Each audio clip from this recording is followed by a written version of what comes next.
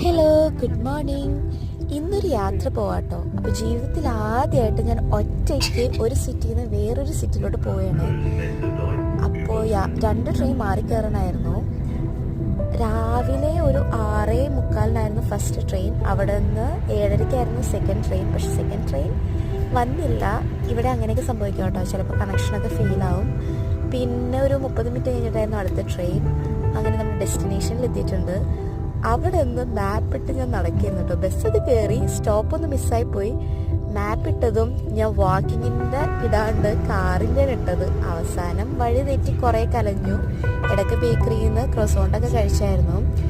പിന്നെ വേഗം തന്നെ ബസ് കയറി ഹൗസ് ബാനോഫിലോട്ട് പോയി, റെയിൽവേ സ്റ്റേഷനിലേക്ക്. കാരണം അവിടെ നിന്നാണല്ലോ തുടങ്ങിയത്.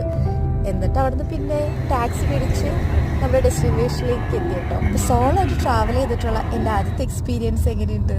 അടിപൊളിയായിരുന്നില്ലേ?